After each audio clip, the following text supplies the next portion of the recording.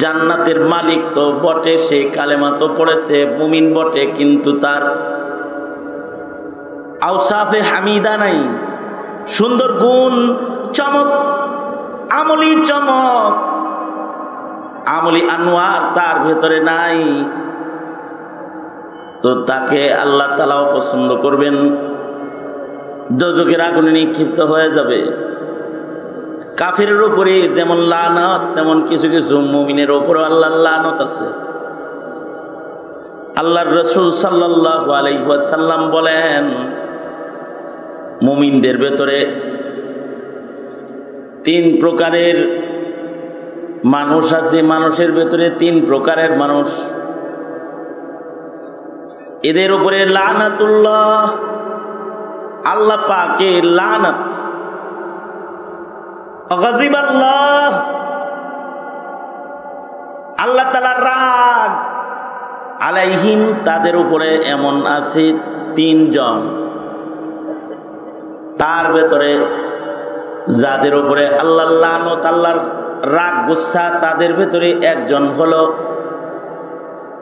মালিকুন কাযিব, মিথ্যাবাদী শাসক।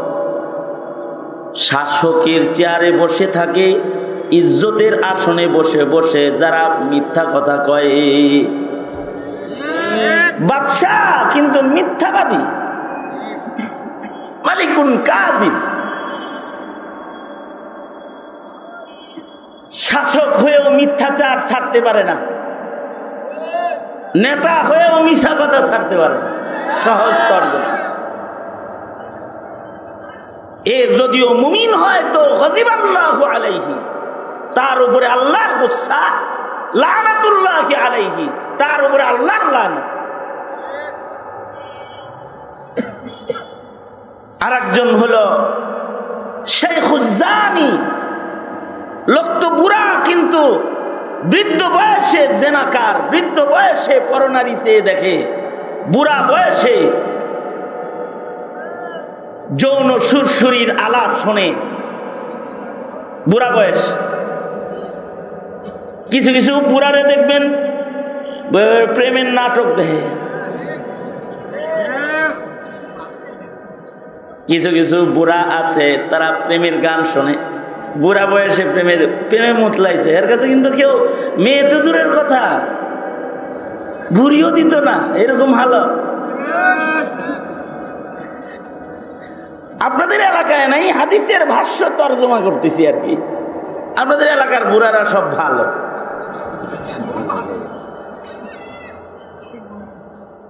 বয়োবৃদ্ধ জেনাকার এমন কথা বলে বুড়া বয়সে যা যুবকেও বলে না। মুখের জেনাকারী, কানের জেনাকারী, চোখের জেনাকারী, অথবা হাকিকতের জেনাকারী। যদিও মুসলমান হয়, যদিও দেখতে নেককার নেককার হয়, লানাতুল্লাহি আলাইহি ওয়া গযিবাল্লাহু আলাইহি, আল্লাহর লানত তার উপরে, আল্লাহর রাগ তার উপরে, দোজখে ফেলে দিবে, ধাক্কা দিয়ে জাহান্নামে ফেলে দিবে। কয়টা গেল? হ্যাঁ, মিথ্যাবাদী নেতা আর বৃদ্ধ বয়সে জীবনের পরন্ত বিকেলে জেনা পাপাচার পছন্দকারী, যৌন সুরসুরি পছন্দকারী অথবা জেনাকারী। আরেকটা হলো সাইলুল মুতাকাব্বির, লোকটা ফকির, গরিব, কিন্তু তাকাব্বুর তারপরেও খুব বেশি। মানে আল্লাহ তাআলা তাকে এমন বানাইছেন যে পরের কাছে হাত না পাতলে তার বাজার চলে না। আল্লাহ তাআলা তাকে দুর্বল বানাইছেন, আল্লাহ তাআলা তাকে দারিদ্রতা দান করেছেন, সে মানুষের কাছে খাটো, তারপরে অহংকার করে, অথচ আল্লাহ তাআলা তাকে দারিদ্রতা দিয়ে নত করতে চায়। এরপরেও মিসকিন হওয়ার পরেও, সাইল ভিক্ষুক হয়ে চলাফেরা করার পরেও অহংকার যায় না। তার ভেতরে একটা অহংকারের ধাঁচ আছে, অহংকার অহংকার ভাব। কারণ অহংকার এটা আল্লাহর চাদর, এইটা নিয়ে কেউ যদি টানাটানি করে মহান আল্লাহ নারাজ হয়। তারপরে আর কেউ যদি অনেক বড় মানুষ হওয়ার পরেও যদি তাওয়াজু ইনকিসারির সিফাত দিয়ে যদি তার ভেতরে পরিপূর্ণ হয়, তার ভেতরে যদি একটা বিনয়ের খাসলাত ফুটে ওঠে, তাহলে আল্লাহর কাছে বিনয়ী মানুষের বড় দাম। এমন বিনয়ের একটা গুণের কারণে আল্লাহ নিজের খাস গোলাম বইলা বান্দাকে গণ্য করে জান্নাত দিয়ে দিতে পারে। বিনয়, কারণ বিনয়টা ফিরিস্তাদের আওসাফ, সিফাতটা ফিরিস্তাগণের সিফাত।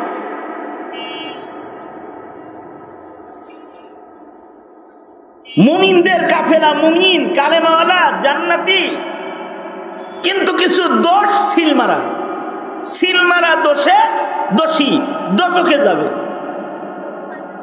যেমন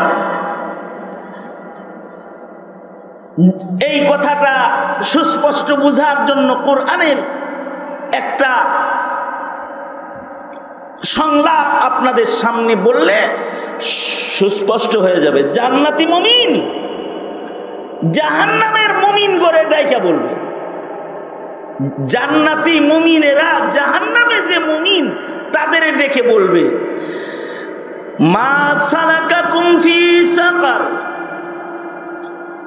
মা সালাকাকুম ফি সাকার, ক্বালু লাম নাকু মিনাল মুসাল্লিন ওয়া লাম নাকু নুতঈমুল মিসকিন ওয়া কুন্না নাখুযু মা'আল খায়িদিন ওয়া কুন্না নুকাযযিবু বিয়াউমিদ্দিন হাত্তা আতানাল ইয়াকিন। লোকটা মুমিন, কিন্তু তার ভেতরে 4 রকমের দোষ যদি পাওয়া যায় তাহলে দোজখী হয়ে যাবে। জান্নাতি মুমিনেরা জান্নাতের ভেতর থেকে জাহান্নামের ভেতরে অবস্থানরত মুমিনদের ডাকবে, ডেকে ডেকে বলতে থাকবে, এই মুমিনের কাফেলা। অর্থাৎ ঘটনাটা এমন হবে যে ফয়লা এলাকার এক মুমিন আর এক মুমিনদের ডাকবে,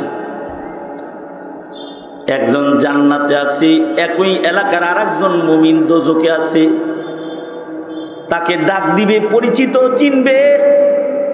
জান্নাত থেকে জাহান্নামে তাকায় যখন দেখবে যে আমাদের ফয়লার অমুক দোজখের ভিতরে জ্বলবার লাগছে, তো জান্নাত থেকে সে ডাক দিবে, ও ভাই অমুক, মা সালাকাকুম ফি সাকার, তুমি ছিলা মুমিন, তোমার বাপ মুসলমান, তোমার মা মুসলমান, তুমি মুসলিম পরিবারে জন্মগ্রহণ কইরা কালেমা ওয়ালা হইয়া দোজখে কেমনে গেলা? আমরা জান্নাতে, তুমি দোজখে, কোন কামে তোমাকে জাহান্নামের আগুনের ভেতরে নিক্ষেপ করা হলো? এই জাহান্নামী মুমিনরা যে বর্ণনাগুলো দেবে জান্নাতীদের কাছে, তখন আল্লাহ তাআলা ওই সংলাপটা আল্লাহর কালামে তুলে ধরেছেন। আল্লাহ বলেন, দোজখীরা সেদিন বলতে থাকবে, লাম নাকু মিনাল মুসাল্লিন, আমাদের কিছু দোষের ভেতরে একটা দোষ হলো আমরা নামাজি ছিলাম না। আল ইখওয়ানের শত শত যুবকরা আজকের মাহফিলের ইন্তজামকারী। আল্লাহ তাআলা হেফাজত করুক। বহু যুবক এমন আছে যারা ওয়াজ করায় কিন্তু নামাজ পড়ে না। এরা মাহফিলের ব্যবস্থাপক, মাহফিলের জন্য হুজুররে আনতেছে রিসিভ করে নারায়ে তাকবীর দিয়া, মাহফিল বাস্তবায়নের জন্য তার ঘাম ঝরতেছে, তার অর্থ খরচ হইতেছে, মেহনত যাইতেছে, কুরবানি যাইতেছে, মগর মাগরিবের নামাজও পড়ে নাই, এশার নামাজও পড়ে নাই, নিয়ত করে লইছে কালকে ফজরে পড়তাম না, প্যান্ডেল ঠিক করবো আগামীকালকেও। এইরকম দোষী কেউ যদি হয় যে ইমানদারির বহু কাজ তার ভেতরে আছে, মগার তার ভেতরে নামাজ নাই। কারণ নামাজ এমন একটা ইবাদত, কবরে গেলেও নামাজ মানুষের 1 নম্বর পাহারাদার। নামাজ ডান পাশে এসে কবরের মাইয়িতকে কবরের ঘরে পাহারাদারি করবে। আল্লাহু আকবার বলেন, জোরে আওয়াজ করে বলেন আল্লাহু আকবার। ময়দানে মাহশরে মিজানের পালার সামনে বান্দা মুমিন যখন দাঁড়াইবে, মিজান কায়েম হয়ে গেলে সর্বপ্রথম তার আমলনামার ঝুরি থেকে নামাজগুলাকে বের করা হবে এবং নামাজের হিসাব প্রথম হবে। আউয়ালু মা ইউহাসাবু বিহিল আবদু ইয়াউমাল কিয়ামাতিস সালাহ। ময়দানে মাহশরে বান্দার প্রথম হিসাব হবে তার নামাজের হিসাব। জান্নাতে ঢোকার মাসআলা যখন আসবে, ইবাদতের ভেতরে নামাজটা তার দরজার সামনেই লাগে যাবে। আসসালাতু মিফতাহুল জান্নাহ, মিফতাহুল জান্নাতি আসসালাহ। জান্নাতের তালার চাবি নামাজ। জিন্দেগির বহু নেক তার কাছে হাজির আছে, কিন্তু নামাজ হাজির নাই, জান্নাতে ঢোকার চাবি নাই। নামাজের হিসাব প্রথম হবে, নামাজ জান্নাতের তালার চাবি হবে। মুমিন কিন্তু নামাজে আদি ছিল না, দোজকের আগুনে নিক্ষিপ্ত হবে। দোজক থেকে কাঁদবে আর বলবে লাম নাকু মিনাল মুসাল্লিন। দোজকে নিক্ষিপ্ত হওয়ার কারণ হলো আমি নামাজে ছিলাম না। এ কারণে মুমিন, মুসলিম ঘরে জন্ম, মুসলমান, সব ঠিকঠাক আছে, নামাজ নাই, জান্নাতি না জাহান্নামী? আল্লাহ হেফাজত করুক, আমিন বলেন। জোরে আওয়াজ করে বলেন আমিন, জোরে করে বলেন। বাংলাদেশে কত পার্সেন্ট নামাজি হইতে পারে? হিসাব আল্লাহ পাক আমাদেরকে যদি করায় তো আমরা নিজেরাই হিসাব কইরাও নিজেরা অস্থির হয়ে যাব। কত পার্সেন্ট নামাজি আছে?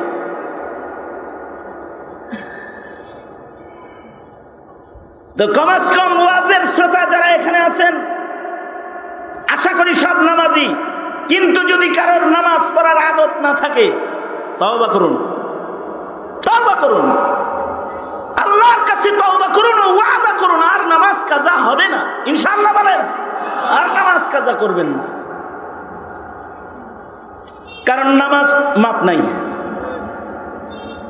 আকেল বালেগ নামাজ মাপ নাই, অসুস্থ হয়ে গেলেও নামাজ মাপ নাই, লুলা হয়ে গেলেও নামাজ মাপ নাই, অন্ধের জন্য নামাজ মাপ নাই, গরিবের জন্য নামাজ মাপ নাই। আছে নামাজ মাপ আছে? কথা আওয়াজ করে বলেন মাপ আছে। পেটে ভাত নাই তারপরেও হ্যাঁ নামাজ পড়তে হবে কিনা? গায়ে কাপড় নাই তাতেও সেরা জামা গায়ে দিও। আরে সেরা বাদ 18 তালি তাও বাদ, যদি উলঙ্গ হয় তাও কি নামাজ মাপ আছে? জোরে বলেন আছে? যদি কেউ উলঙ্গ বিবস্ত্র হয় তাও নামাজ মাপ নাই। দাঁড়াইতে ক্ষমতা নাই, দৈহিক শক্তি নাই, তাহলে ফাসাল্লি কাঈদান। আল্লাহর রাসূল বলেন তাহলে বয়ে বয়ে নামাজ পড়ো। বসার যোগ্যতা নাই, তাহলে ইশারায় ইমাআন, ইশারায় ইশারায় নামাজ পড়ো। সতর ঢাকার কাপড় নাই, তাহলে বৈশা বৈশা ইশারায় ইশারায় নামাজ পড়ো। নদীর পানিতে ডুবে গেছো, কাপড় টপড় সব পানিতে হারায় গেছে, সাঁতরাইতে তীরে আসছো, আর আসরের বেলা চলে যায়, 70 টাকার এক টুকরা কাপড় তোমার কাছে নাই। জান বাঁচানোর জন্য তুমি গায়ের কাপড় পর্যন্ত ছেড়ে দিছ, তীরে কেবল ভিড়ছ, সূর্যের দিকে তাকায় দেখতেছো আসর তোমার চলে যায়, তো তোমার প্রথম কাজ ওযু বানাইয়া তুমি কেবলার দিকে বসিয়া বসিয়া ইশারায় ইশারায় হলেও আগে তুমি নামাজ পড়বা। নামাজ যেমন একটা ইবাদত, সার নাই, নদীর ভিতরেও মাপ নাই, মরুভূমির ভিতরেও মাপ নাই, পানি নাই তাও মাপ নাই, তাহলে তায়াম্মুম করে বড়। পানি নাই, হাত মুখ ধৌত করতে পারো না, তাহলে মাটিতে হাত মারা তায়াম্মুম বানাও। তায়াম্মুম ওযুর বিকল্প তায়াম্মুম যেটা মাটি, মাটির ভিতরে হাত মাইরা চেহারা মাসেহ করো, হাত মাসেহ করো, তো তুমি পাক হয়ে যাইবা। এবার কেবলামুখী হয়ে দাঁড়ায় যাও। তারপরও এক ওয়াক্ত নামাজ মাপ নাই। এই গুরুত্বপূর্ণ নামাজ যদি কেউ না পড়ে, অনেক গুণের সমাহার যদি তার ভেতরে জমাও হয়, আল্লাহ তাআলা এত নারাজ হয়, এত নারাজ হয় যে তাদেরকে রাগ কইরা দোজখে নিক্ষেপ করে দেয়। কারণ নামাজের সাথে যার সম্পর্ক নাই, তার কুফরের সাথে সম্পর্ক হয়ে যায়। ইচ্ছা করে যে নামাজ ছেড়ে দেয়, সেই কুফরি কাজে ব্যস্ত হয়। মান তারাকা সালাতান মুতাআম্মিদান ফাকাদ কাফার। আল্লাহর নবী বলেন, যে ইচ্ছা কইরা নামাজ তরক করে সে কুফরি করে। ইচ্ছা করে নামাজ ছেড়ে দেওয়া একটা কুফরি কাম। মুহতারাম হাজিরিন, এ কারণে ঘরে যে আপনার ছেলেটা নামাজ পড়ে না, মেয়েটা নামাজ পড়ে না, বিবিটা নামাজ পড়ে না, চেয়ে চেয়ে দেখেন, কিছু বলেন না, তো দোজখের ভিতরে যাইতেছে। আল্লাহ কয়, কু আনফুসাকুম ওয়া আহলিকুম নার। দোজখ থেকে নিজে বাঁচাও, আহলকে বাঁচাও।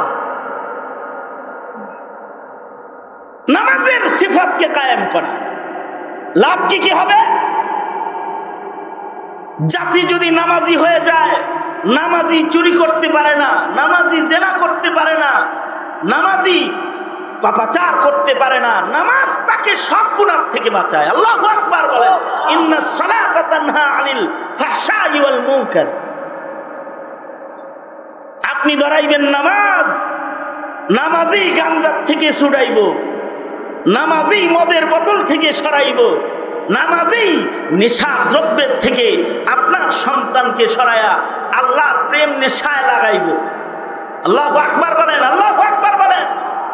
নামাজ ধরান তো পাপ থেকে বেঁচে যাবে। মুসলিম সমাজে পাপাচারের জোয়ার কেন? বেনামাজির সংখ্যা বেশি, এজন্য পাপের জোয়ার বেশি। কি ঠিক বললেও ঠিক, না বললেও ঠিক, এটা আবার বেঠিক নাকি? ওর ছেলে ভালো করে বলেন, ঠিক না বেঠিক জোরে করে বলেন। বেনামাজির সংখ্যা বেশি, এ কারণে পাপাচারের জোয়ার বেশি। এমনকি নামাজ যে ছাড়ে সে কুফরিতে ব্যস্ত। বেনামাজির সংখ্যা বেশি, এ কারণে নাস্তিকের সংখ্যা বেশি। বেনামাজির সংখ্যা বেশি, এ কারণে কবর পূজারীর সংখ্যা বেশি। বেনামাজির সংখ্যা বেশি তো মুশরিকের সংখ্যা বেশি। আর নামাজি যখন হয়ে যায়, তখন হার কেসমের গুনাহ খাতা জাতির ভেতর থেকে সরে যায়। এ কারণে এই কথা যারা বলে, হুজুর বান্দা সাচ্চা, 1 নাম্বার, সুদ খাই না, ঘুষ খাই না, দোকাবাজিতে নাই, কারোর সাথে ঝগড়া বিবাদে নাই, খালি একটা দোষ, নামাজটা পড়ি না হুজুর। আপনি মিয়া আসল কামটাই না কইরা সব কাম করেন। হুজুর লোকটা কিন্তু ভালো, আমি কোনো মিথ্যা কথা বলি না, কারোর সাথে ঠকবাজি করি না, কাউরে ধোঁকা দেই না, কারোরটা মাইরা খাই না, কারোর উপরে জুলুম করি না, হারাম খাই না, খালি নামাজ পড়ি না।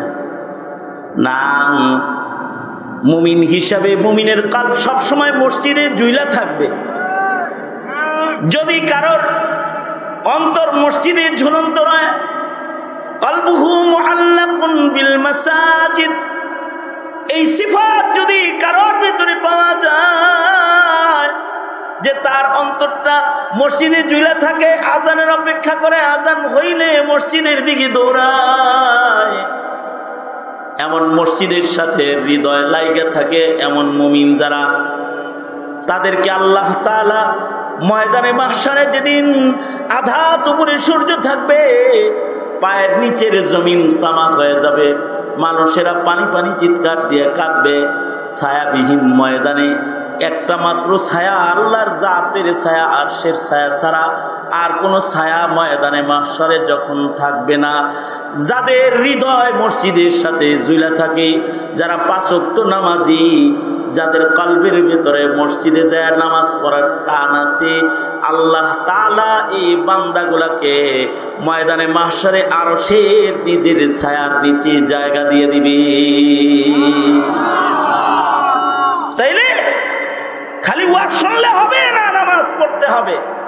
এই দোষে দোষী হওয়া যাবে না। হাত তুলে ওয়াদা করেন, বলেন ইয়া আল্লাহ, আওয়াজ করে বলেন ইয়া আল্লাহ, ওয়াদা করিতেছি নামাজ কাজা করব না ইনশাআল্লাহ। জোরে চিল্লায় বলেন ইনশাআল্লাহ। হাত নামা।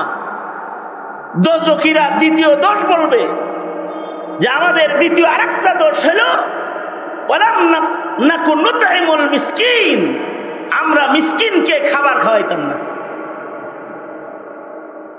যেমন যাকাত মিসকিনের হক, কিছু কিছু মানুষ আছেন নিজের যাকাত নিজে খায়, হ্যাঁ আছে না?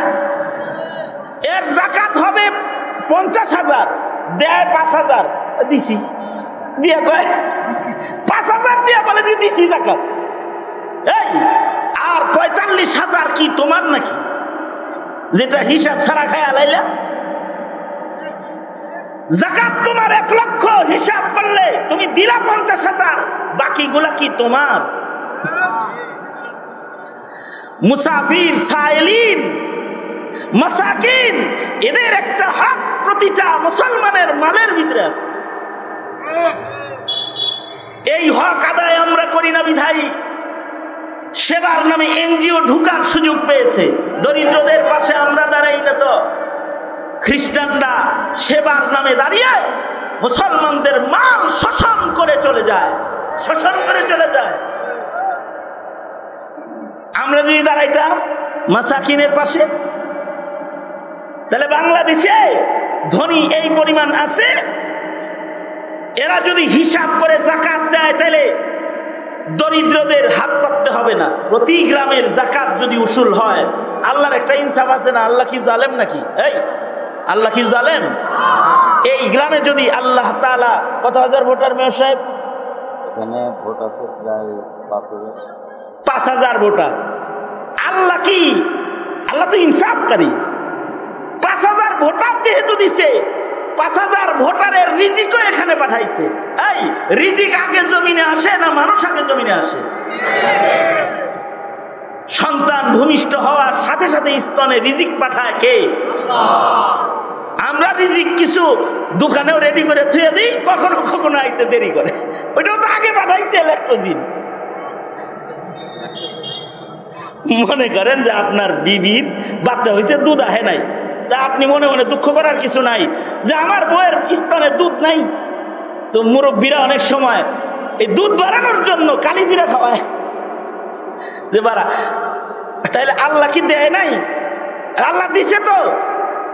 যদি আমরা অন্য বস্তুর উপরে ভরসা না করতাম তাহলে ঠিকই আইতো। ওই যে দুধ বানায় যে পটের ভিতরে ঢুকাই রাখছে আগেই, রিজিক তো আগে আসছে। 5,000 ভোটার যেমন আছে, 5,000 ভোটারের 3 বেলা রিজিকের ইন্তজাম আল্লাহ জমিনে করে রাখছে। তবে কারোর রিজিক কারোর বাড়িতে রাখছে, কারোর রিজিক কারোর পকেটে রাখছে, কারোর রিজিক কারোর অ্যাকাউন্টে ঢুকায় রাখছে। যার কাছে আমানত রেখেছে সে আমানতের খেয়ানত করেছে, অংশটাকে বের করে মিসকিনের হাতে পৌঁছায় দেয় নাই, মুসাফিরকে দেয় নাই, দরিদ্রকে দেয় নাই। ময়দানে মাহশারে বলবে এর জন্য দোজখের মেহমান হয়ে ঘুরে আসো, যাও। লোকটা কিন্তু মুমিন, লোকটা নামাজি, লোকটার নেক কাজ আছে, কিন্তু ওই দোষ ওয়ালাম নাকুন নুতঈমুল মিসকিন, মিসকিনরে খানা খাওয়াই নাই। তিন নাম্বার আর একটা দোষ, পক্ষান্তরে ওই দোষের মোকাবেলায় আপনার আজকের বৈঠকের একটা গুণ, একটা হলো দোষ আর একটা হলো গুণ। ন্যাক সঙ্গ দেওয়া, ন্যাক কাজের পক্ষ নেওয়া, যেমন আল ইখওয়ান মাহফিলের ইন্তজাম করেছে, ভালো কাজ, তাআওয়ানু আলাল বিররি ওয়াত তাকওয়া, তাদের পক্ষ গ্রহণ করা, তাদের হেল্প করা, তাদের সহযোগিতা করা, তাদের দলে বিরা থাকা।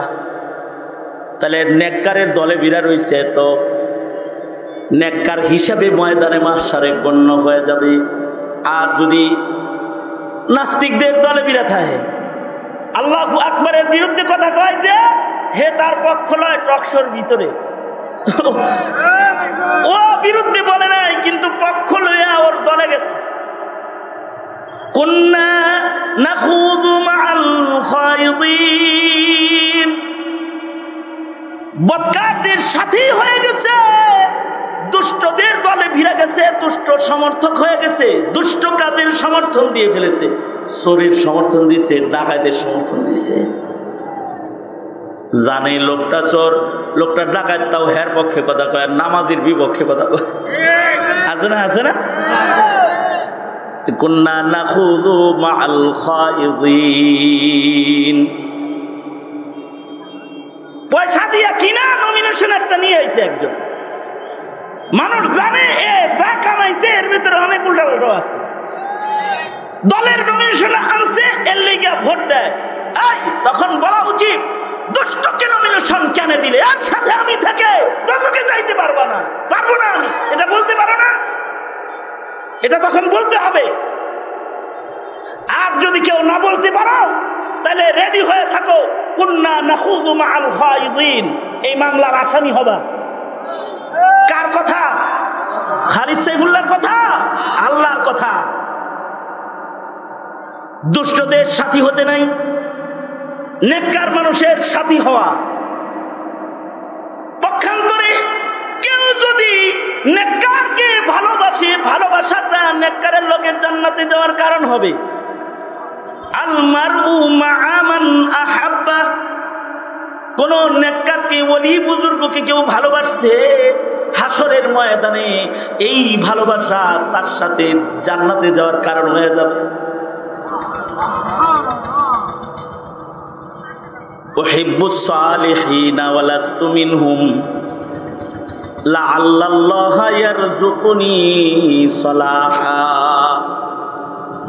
উহিব্বুস সালিহিনা ওয়া লাস্তু মিনহুম লাআল্লাল্লাহা ইয়ারযুকুনি সালাহা।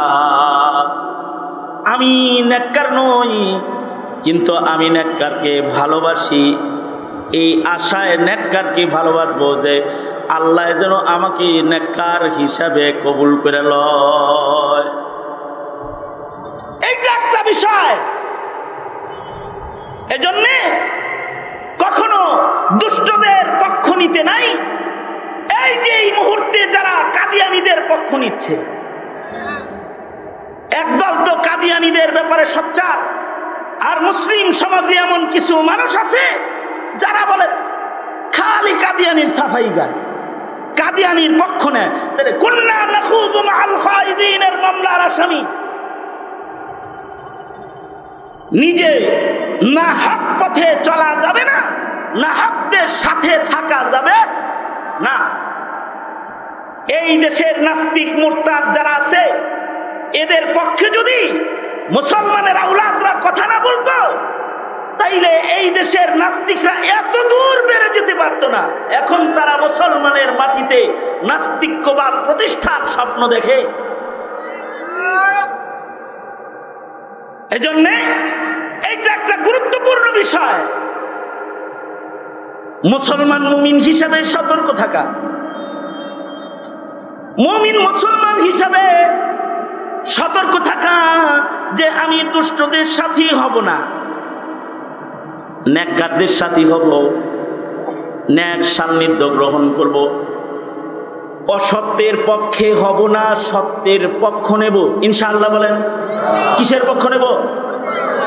সত্যের পক্ষ গ্রহণ করব, অসত্যের পক্ষে নয়। জুলুম অত্যাচারের পক্ষ নয়, হক হক্কানিয়াতের পক্ষ গ্রহণ করব। দ্বীনের বিপক্ষ নয়, দ্বীনের পক্ষ অবস্থান গ্রহণ করব। আমার যেই অবস্থানটা ঈমানের কাছাকাছি, আমার যেই অবস্থানটা আল্লাহর সন্তুষ্টির কাছাকাছি, আমার যেই অবস্থানটা ইসলামের নীতি আদর্শের সাথে মিল, মুমিন হিসাবে আমার সেখানে অবস্থান, তাহলে মুমিন হিসাবে জান্নাতে যাওয়া আসান হবে। আর যদি এর উল্টা অবস্থান কারোর হয়, তাহলে এই অবস্থানটাও দোজখে যাওয়ার কারণ হয়ে যাবে।